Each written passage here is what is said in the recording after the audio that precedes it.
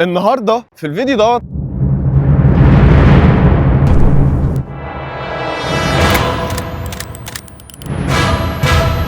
بس دلوقتي خلينا نشوف اكبر متحف في مصر والوطن العربي عامل ازاي من جوه. تاكل ايه في متحف مصر الكبير يا ابني؟ بصوا طبقه العيش حلوه جدا، حلوه جدا جدا. لايك وسبسكرايب ويلا بينا نبدأ.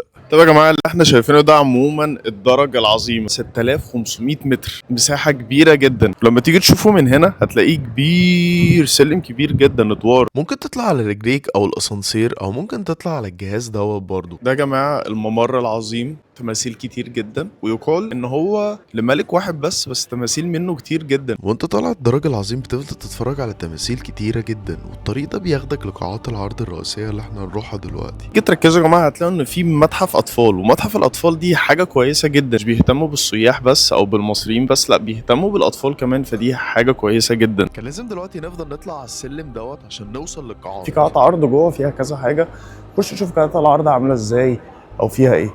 انا بقول يا جماعه كفايه سلم، لان السلالم كتيره بتفضل تطلع طول ما انت بتطلع عمال بتشوف حاجات كتير زي ما انت ما شايف كده. كل السلالم اللي انت شايفها ديت مليانه تماثيل مليانه تماثيل. طب يا جماعه انا هنكتب من التماثيل، خلينا دلوقتي بقى نروح لقاعه العرض. ده يا جماعه الفيو بانوراما اللي بتشوف منه الثلاث اهرامات، وده الدرج العظيم اللي بتنزل منه عادي.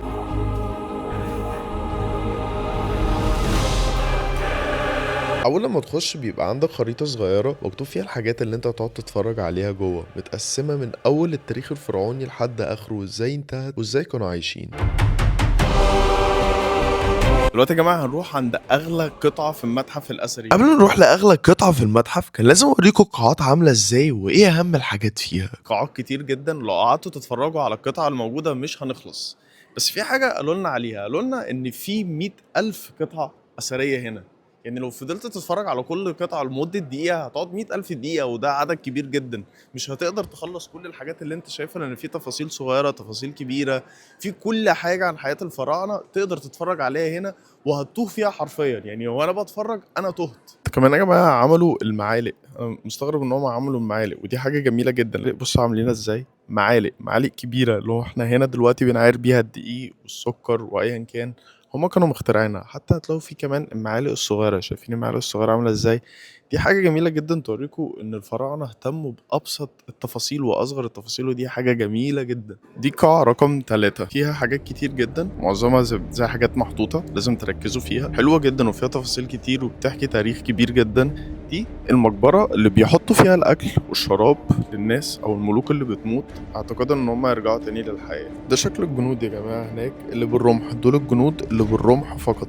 المصريين القدماء كانوا شاطرين جدا في رمي الرمح، ورمي الرمح كان بيوصل ل 50 متر، وده صعب جدا لان ده تقيل جدا. واهل النوبه كانوا دايما يساعدوا الجيش المصري القدماء زمان في الحروب، زي ما احنا شايفين العساكر اهو قدامنا. ودلوقتي يا جماعه هنروح عند اغلى قطعه في المتحف الاثري، قناع توت عنخ امون الذهبي في الحته دي.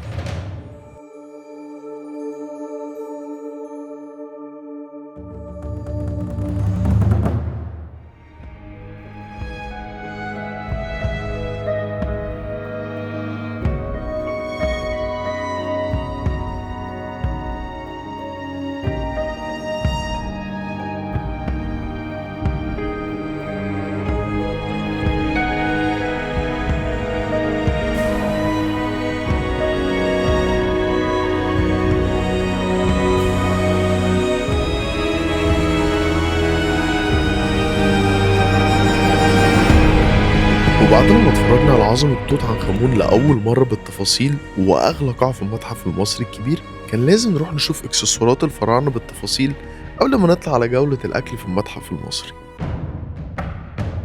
المكان ده حلو جدا، دي سبوتاية رايقة كنت عايز أقول لكم عليها. تخلصوا القاعات تيجوا هنا تقعدوا تريحوا، المكان ده فعلا حلو جدا. بصوا فيو بيبقى بانوراما من هنا، تشوفوا كل حاجة انتوا عايزينها. ده جزء بسيط من الإكسسوارات بتاعة الفراعنة، كان لازم نشوف تفاصيل الإكسسوارات قبل لما نروح لباقي المتحف. خلصنا القاعات وخلصنا راس توت عنخ امون، خلصنا التفاصيل اللي احنا وريتها لكم. دلوقتي هنعمل تاكل ايه في المتحف الكبير، ان هنا ممنوع الاكل والشرب، بس ممنوع الاكل عموما بصوره عامه، يعني لو حد داخل باكل من بره ممنوع. فتقدر تاكل ايه من هنا، في فطار، في غدا، في ايه. تعالوا نشوف مع بعض المتحف بيقدم ايه هنا. جرب تاكل ايه في المتحف الكبير. اول مكان وصلنا له هو زوبا، بيعمل اكل شعبي وشرقي وكل الاجانب بتحب تيجي تاكل من هنا. مطعم كبير جدا فيه كل حاجه، عندهم رز بلبن، عندهم فول وطعميه، عندهم فطير، عندهم عيش، عندهم كل حاجه. بتاع قصب شفته جميل، في نفس الوقت فيه ركن قهوه. المكان ده بجد يا جماعه جميل جدا، وفي مكان تقعد تاكل جوه، في مكان تقعد تاكل بره، في كل حاجه انت عايز تعملها هنا. حتى المكان من جوه لفت نظرنا وكان شكله حلو جدا بسبب الكراسي اللي اخده الستايل القديم، كراسي الخشب، بس احنا قررنا نقعد بره برضه. وده المنيو لو حد عايز يشوف الاسعار ويوقف الفيديو عنه. طبق كشري يا جماعه ب 112 او 121 حاجه كده، بيدي لك الدقه، يدي لك الصلصه. طبق كشري ده اللي الاجانب بياكلوه هنا. الكشري كان طعمه طازه حلو جدا، واللي بيختلف عنه المكان تاني انه فعلا لسه معمول دلوقتي. شفنا اجانب كتير كانوا طالبينه. ده طعميه ورغيفين عيش على القفص. الوجبه التانية عباره عن 3 قطع طعميه ورغيفين عيش وطحينه، بس 66 جنيه. ايه رايكم، غاليه ولا عاديه؟ كان لازم نسيب زوبا ونطلع على المكان اللي بعده. ودلوقتي وصلنا الريشوس، وده المكان التاني بتاع النهارده، وعنده حاجات كتير جدا ما بين مخبوزات وحلويات وحاجات كتير جدا، ومحل برضه كله اجانب. ماشي يا جماعه، ده بالنسبه لي بيتزا، بس هي مش بيتزا، دي فوكاشيا. نقطع دلوقتي الفوكاشيا الجميله ديت. لا دي ناشفه قوي من هنا. هنجرب الفوكاشيا اهو من هنا، شايفين؟ فوكاشيا حلوه، 170 جنيه، جميله. ميزه من مميزات انها بتتعمل وتتخبز دلوقتي قبل ما تاكلها. بجد طعمها لذيذ، مخدومه فيها حاجات كتير، فلفل على طماطم على جبنه على مش عارف ايه. حلوه جدا. بس لما تيجي تحط ايدك، هي مش كبيره قوي ولا صغيره قوي، بس هي ضخمه جدا، يعني لو حد بيفطر هتلكمك. خلصناش لحد كده وقلنا لازم ندخل عشان نجيب حاجه نحلي بيها، وكان في اختيارات كتير جدا كنا حيرانين نختار ايه، بس في الاخر خالص اخترنا كرافن. الكرافن دي يا جماعه ب 300 جنيه، شكلها حلو جدا وكبيره مش صغيره، يعني انا حطيت ايديا كبيره تلكم. ايوه بهرزه بقى كده، ايوه بقى تصدق بتاع. جامد، يستاهل ال 300 جنيه. كرافن تحفه. وبعد كده كان لازم نطلع على المكان التالت عشان نجربه، بس كان لازم نخش الحمام نشوفه شكله عامل ازاي. وكمان انا من الناس اللي بتحب النظافه، فانا كان بيهمني جدا نظافه الحمام وشكله عامل ازاي، ولما دخلت جوه اتبهرت فعلا بقد ايه المكان ده نضيف وقد ايه فعلا بيهتموا بالتفاصيل الصغيره. ودلوقتي جه الوقت.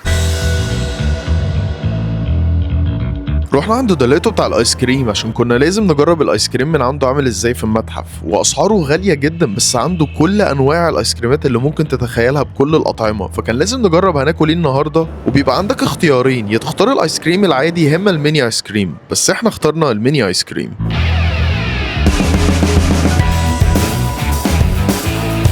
خمسة، يعتبر الخمسة ب 150، بس هنجربهم بقى ايه براحتنا.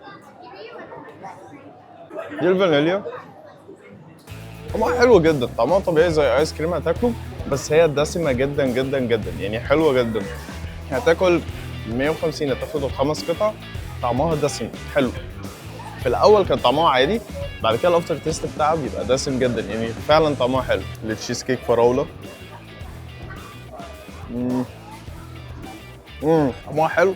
الافتر تيست بتاعها كيك فعلا، مسكره جدا بس حلوه جدا، انا عن نفسي عجباني، طعمها لطيف. حكايه الزبادي توت يا جماعه، دي بيستاشيو مستكه. نجرب البيستاشيو مستكه بقى.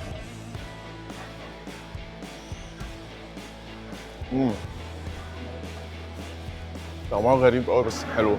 والمفضله لقلبي ليمون نعناع، بس مش عارف ليه ليمون نعناع لون اصفر، انا قلت يبقى لون اخضر. ليمون نعناع يا خرابي، تحفه. بعد ما جربنا ال5 اطعام كلهم حلوين، بس الليمون نعناع احلى واحده.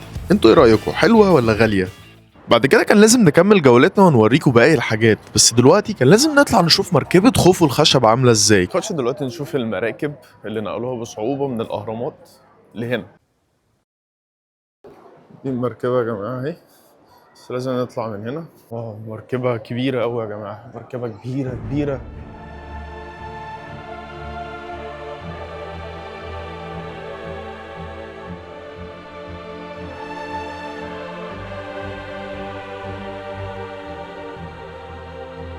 كان لازم نروح نكمل في ايه في المتحف بالذات، كان لازم نتكلم عن رمسيس لان انا حبيت اسيبه في الاخر.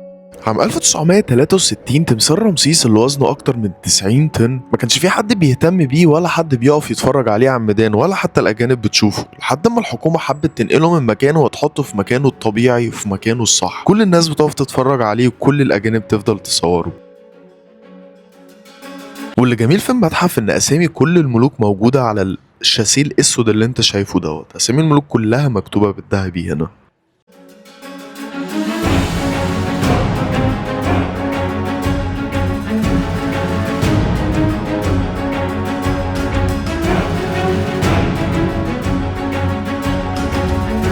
نخش نشوف المتجر الرسمي بتاع المكان، نشوف شكله عامل ازاي.